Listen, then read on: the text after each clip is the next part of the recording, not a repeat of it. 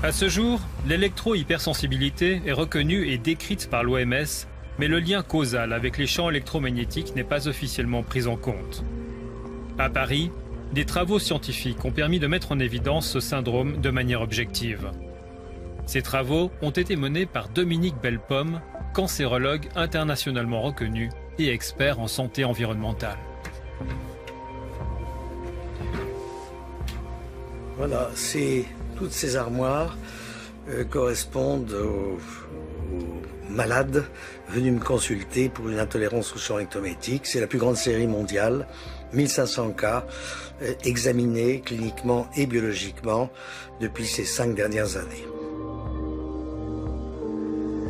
Les patients ont subi des examens neurologiques et des tests biologiques permettant de doser vitamines et protéines. On a aussi mesuré le flux sanguin de leur cerveau, ce qui a permis une découverte inquiétante.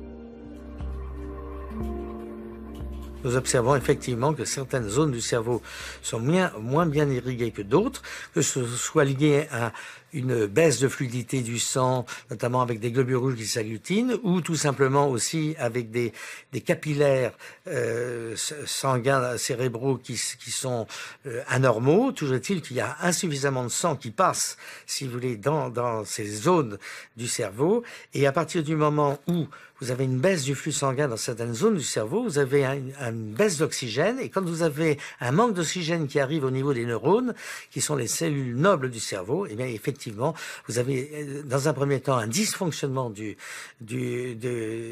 neurones, et si l'exposition au champ électromagnétique persiste, vous avez destruction du neurone, et à ce moment-là, nous entrons dans une véritable maladie d'Alzheimer, ou une maladie apparentée à ce que Alzheimer a décrit.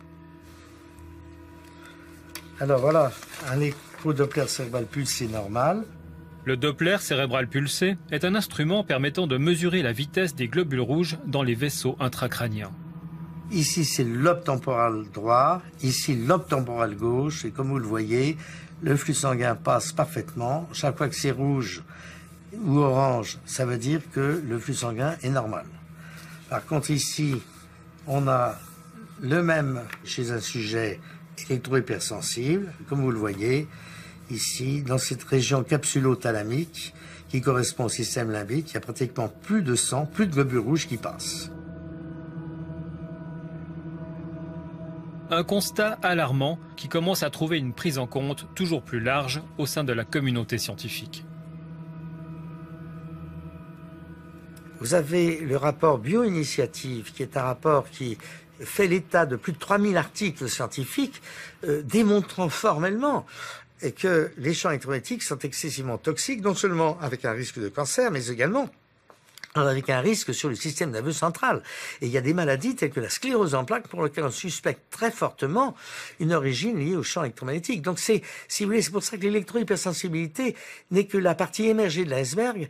Et c'est toute une pathologie qui gravite derrière ce premier état biologique qu'est l'électro-hypersensibilité. Aujourd'hui, il y a vraiment un début de reconnaissance qui est croissant au niveau de la communauté médico-scientifique internationale. La communauté scientifique, mais aussi la justice. Dernièrement, plusieurs jugements ont été rendus en faveur de personnes souffrant du mal des ondes. À Toulouse, un tribunal octroie une rente d'invalidité à une femme reconnue électro-hypersensible. À Grenoble, la justice ordonne le retrait d'un compteur d'eau connecté nouvelle génération au domicile d'une personne également électro-hypersensible. Et à Brescia, en Italie, la Cour de cassation exige le versement d'une rente d'invalidité à Innocente Marcolini, un cadre d'entreprise qui contracte une tumeur suite à un usage intensif du téléphone cellulaire.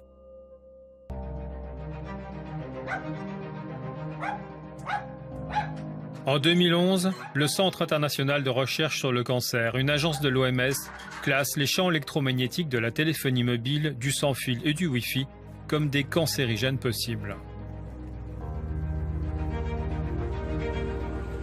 Une des études les plus récentes sur le cancer a été commanditée par le gouvernement américain à travers son programme toxicologique national. Le but, étudier des rats et des souris soumis au rayonnement de la téléphonie mobile de manière continue sur 2 ans. Nous avons contacté Ron Melnick, la personne qui a conçu le programme de recherche. Il a répondu à nos questions depuis le Connecticut. Nous avons testé l'hypothèse qu'il n'y aurait pas d'effet biologique. Et les résultats disent qu'on peut réfuter cette hypothèse, parce qu'on a observé des effets sur la santé.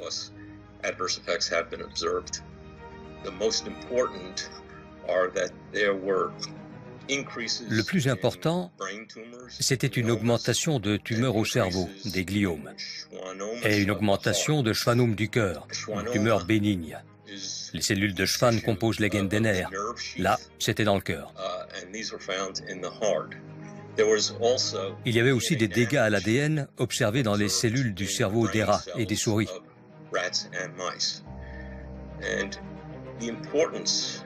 L'importance de ces découvertes, c'est leur cohérence avec ce qui a été décrit chez l'homme. Mais diriez-vous que téléphoner est dangereux?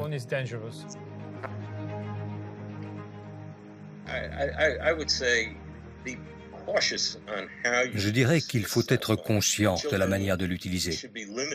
Les enfants devraient être limités dans la durée d'utilisation, surtout quand on sait que les radiations pénètrent plus profondément, avec plus d'intensité dans un cerveau d'enfant. Un cerveau d'enfant en développement est plus vulnérable à ces agents. Mon conseil, soyez conscient de ça. Prenez des mesures de précaution, utilisez le haut-parleur, utilisez des écouteurs, faites des SMS, sauf quand vous conduisez, et essayez de tenir l'antenne du téléphone loin du corps. Cette mise en évidence d'un risque de cancer confirme les résultats d'autres études sur l'homme menées en Europe. Études qui ont croisé l'apparition de tumeurs et l'usage intensif du téléphone. Toutefois, il existe encore de nombreux sceptiques.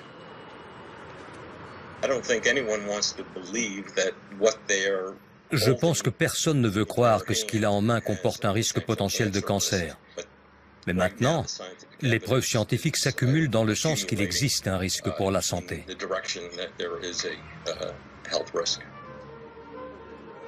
Les résultats de l'étude sont encore partiels, mais le programme toxicologique américain a décidé de les rendre publics en raison de leur importance. Le rapport final sera publié fin 2017. En matière de connectivité, le privé préfigure la généralisation du numérique annoncée dans l'enseignement public. L'école Moser n'accueille pas d'élèves avant l'âge de 8 ans, mais dans ses classes, le Wi-Fi rayonne et les enfants ont tous leurs tablettes, ce qui leur permet de faire des exercices en ligne. Quand la maîtresse elle dit qu'on travaille avec les iPads, il y a beaucoup plus de monde on est plus content d'être sur les iPads que d'écrire, mais... Et surtout, on avance plus vite parce que c'est plus rapide et on écrit moins, donc ça avance plus vite, donc on fait plus d'exercices, donc on apprend plus.